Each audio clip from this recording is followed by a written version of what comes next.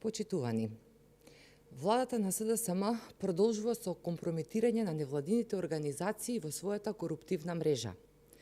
Во услови на рапидно зголемување на бројот на заразени од COVID-19 и во ситуација кога македонската економија е во криза, на седница на владата на Република Македонија, министрите на СДСМ ја усвоија програмата за финансирање на програмските активности на здруженијата и фондациите со која се предвидени финансиски средства во вредност од 30 милиони денари или приближно пола милион евра за финансирање на невладини организации.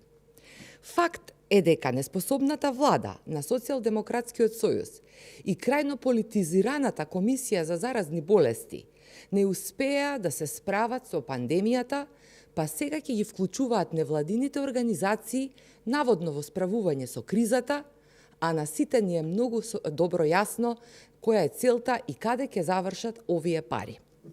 Уште повеќе, имајќи во предвид дека пред само 2 месеци истите средства наменети за невладиниот сектор, владата ги скрати со образложение дека имало други приоритети предизвикани од кризата со COVID-19. Всушност, средствата почитувани беа скратени бидејќи беше јасно дека нема да има избори на 12 април, па затоа според коруптивната логика на Социјалдемократскиот сојуз немаше ни потреба од финансиска поддршка за невладините организации.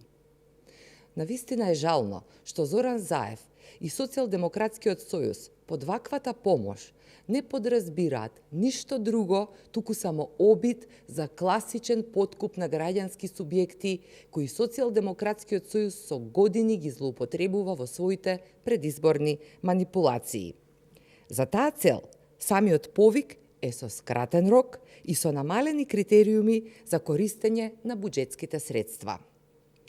Затоа, јавно и гласно прашуваме: кому служи ова финансирање на здруженија на граѓани токму пред избори? Зарем овие средства се вишок во буџетот? Зошто овие средства не се пренасочат кон зајакнување на мерките за поддршка на бизнисите, кои се рбетот на македонската економија? Истовремено, прашуваме и што ќе се прави сега со дополнителните 600.000 евра кои Министерството за труд и социјална политика преку невладени организации планира да ги користи за хуманитарни пакети. Незаобиколива е можноста под плаштот на хуманитарните донации власта да манипулира со социјално најранливите категории на граѓани. Социјалдемократскиот сојуз и Зоран Заев се соочени со огромен пат на рейтингот кај граѓаните, како резултат на нивните штетни политики. И затоа, почитувани, брзаат што повеќе буџетски пари да потрошат за подкуп на гласачи, правејќи значителна економска штета, а во некои случаи и директно загрозувајќи го здравјето на македонските граѓани.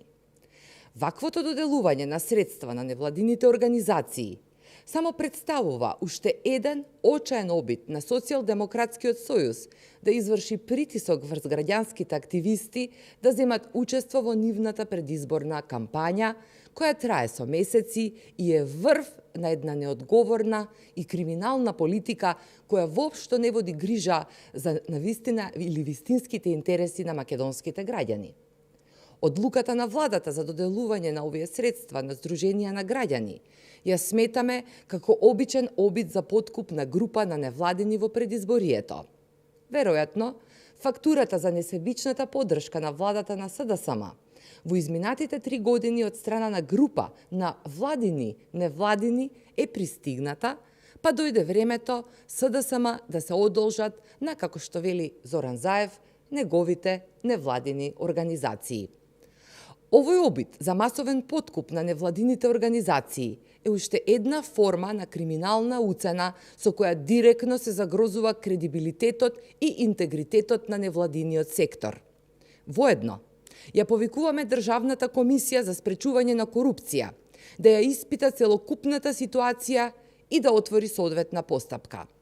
Во исто време, ја информираме јавноста дека ВМРО ДПМНЕ и понатаму ќе продолжи да укажува на расипничкото трошење на буџетските средства, уште повеќе во ситуација кога вкупниот јавен долг веќе достигнува до 60%. Ги повикуваме и здраворазумните членови на Социјалдемократскиот сојуз да се откажат од активности и постапки во насока на предизборен подкуп, за кои во идното враќање на демократијата и во следното формирање на владата предводена од ВМРО ДПМН и идниот премиер доктор Христијан Мицковски, ви ветуваме дека истите ќе одговараат согласно законите и Уставот на Република Македонија, но ќе сносат, почитувани, и лична морална одговорност. Почитувана, пристигнаа неколку прашања до прес-центарот од страна на медиумите, па ве замолувам да одговорите. Прашање од Алсат.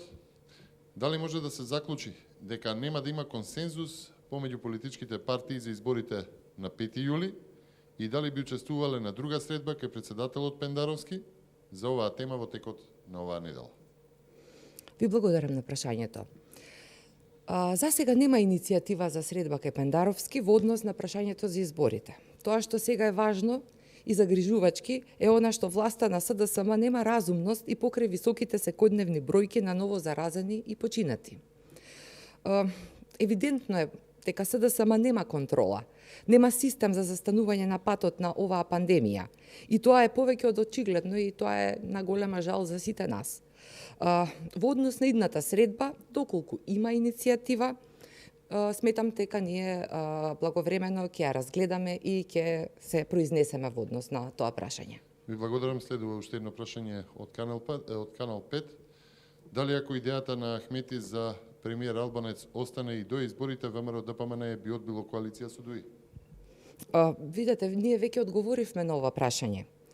Сега реков дека е важно да се посветиме и да надминеме кризата, бидејќи ова веќе ескалира во енормни размери. Во однос на изборите, навистина тие во овој момент се во втор план.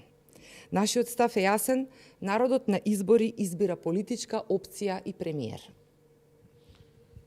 Така, следува и последното прашање од редакцијата на Курир. Повторно се очекуваат огромен број на новозаболени од вирусот COVID-19, ваш коментар за тоа? Видете, за жал, постои огромно сомневање и недоверба во однос на оваа скандалозна, би рекла, комисија за заразни болести, во однос на криењето на реалните бројки за новозаразените со COVID-19. Прашањето е како со 20 на заразени и 1 до 2 за жал починати беше прогласуван пикот на епидемијата, а сега со стотици, повторувам, ново заразени, се турка приказна за стабилизација на состојбата. Очигледно е дека Социјалдемократскиот сојуз нема контрола врз состојбата и тоа е повеќе од очигледно.